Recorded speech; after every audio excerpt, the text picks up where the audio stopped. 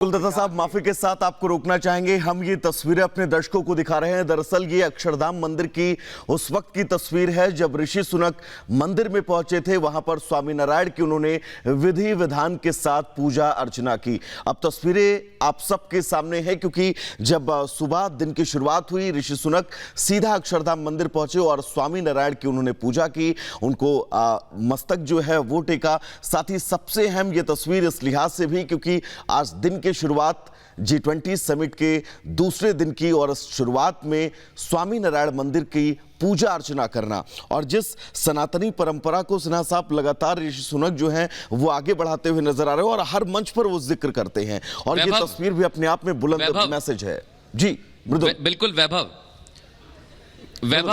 वैभव मैं इन्हीं तस्वीरों का जिक्र करना चाहूंगा और जो दर्शक इस समय सुन रहे हैं बहुत जरूरी है, जो मेहमान सुन रहे हैं उनका भी मैं यहां पर ध्यान चाहूंगा कि नीलकंठ वर्णी, जिसे आज हम स्वामीनारायण कहते हैं, नीलकंठ वर्णी 1700 में 11 वर्ष की आयु में घर छोड़कर निकल गए थे। उन्होंने भी यही बताया था, शांति का संदेश देने के लिए वो अयोध्या से लेकर आगे तक गए और उन्होंने यात्रा की है चारों धामों की। यही वो संदेश है। इसलिए जब ऋषि सुनक आए उन्होंने कहा कि मैं गर्व से कहता हूं हिंदू हूं, लेकिन 11 वर्ष की आयु में वो छोटा सा बालक और साधना करते हुए आगे बढ़ा था। वही तस्वीर आज हम देख पा रहे हैं कि यही संदेश देना होगा सनातन परंपरा का। ऋषि सुनक की तस्वीर है। Over to you studio. Sinha साहब, मुझे बहुत खुशी होती है कि प्राइम मिनिस्टर इंग्लैंड के ऋषि सुनक जी ने अपनी संस्कृति नहीं भूली है, अपना इतिहास नहीं भूला है, अपना जड़ उससे वो जुड़े हुए हैं और उनको इस बात में कोई हिचक नहीं है। तो ये जान कर अच्छा लगता है। मैं उन लोग के लिए, ऋषि सुनक जी का जो व्यवहार है उन लोग के लिए संदेश है जो विदेश में जाके अपनी संस्कृति को भूलने लगते हैं, उनके लिए बहुत बड़ा संदेश है।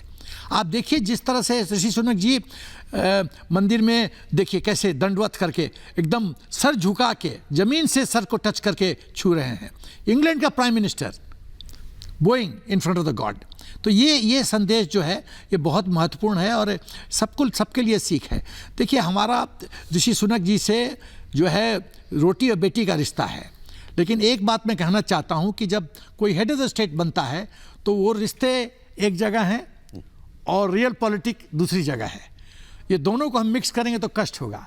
और हमारे दामाद हैं, मानता हूँ, अच्छे हैं, मानता हूं, लेकिन जब वो प्रधानमंत्री की कुर्सी पर बैठते हैं तो हम एक्सपेक्ट करके 100% प्रो इंडिया सोचेंगे, ये मुमकिन नहीं है। तो ये हमको बैलेंस करना पड़ेगा और बैलेंस करके मेंटली तैयार रहना पड़ेगा कि थोड़ा विरोधाभास होगा। जैसे FTA में खालिस्तानी एंगल पे विरोधाभास हो रहा है, लेकिन ठीक है, ये तो चलता रहता है।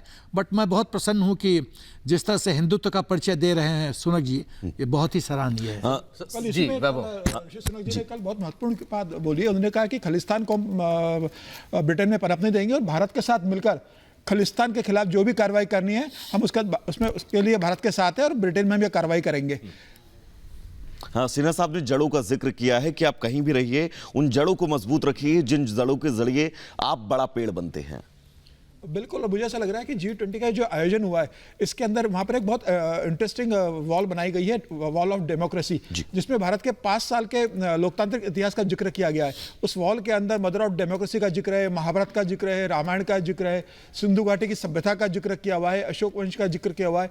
तो मुझे लग रहा है कि प्रधानमंत्री मोदी ने जो विश्व के सारे राष्ट्राध्यक्ष आए हैं G20 में, उन्हें यह बताने का बहुत सुनहरा तैयारी की है कि देखिए भारत का 5,000 साल का इतिहास आज आप देखिए कि भारत किन संघर्षों से निकला है, भारत की संस्कृति क्या है, भारत की सभ्यता क्या रही है और किन उतार चढ़ावों के बाद भारत आज इस मुकाम पे पहुंचा है। मुझे लग रहा है उस वॉल ऑफ डेमोक्रेसी में भारत का पूरा एक फिल्म और एक आईना प्रधानमंत्री मोदी ने दिखाने का काम किया विश्व की लीडर्स को। बिल्कुल, लेकिन रामकृपाल सर, मैंने इसीलिए इस बात का जिक्र किया था, यतो धर्मस्तो जया, जहां धर्म है वहीं विजय होती है, वहीं जय होती है। हालांकि ये वक्त नहीं है इस बात का, लेकिन ये वही तस्वीर है जो भारत को भी देखनी चाहिए और सीखनी चाहिए कि अपने धर्म की तो हमको चिंता करनी होगी। देखिए, मोदी जी ने, जैसा मैं अभी सुन रहा हूं कि जब मेहमान हमारे जाएंगे तो उनको एक बुकलेट दी जा रही है। वो बुकलेट मेरे पास किसी ने सुबह भेजी है और मैंने उसमें देखा है जो आप कह रहे थे। बहुत सारे लोगों को यथार्थ का ज्ञान नहीं है कि हम क्या थे, और हमें भी खुद जिस तरह का इतिहास पढ़ाया गया है, जिस तरह की बहुत सारी चीज़ें हुई हैं, तो जो रियल ऑब्जेक्टिव धरती का जो सच रहा है, इतिहास का वो सच, दोनों चीज़ों को मैंने देखा। बहुत अद्भुत बुकलेट है।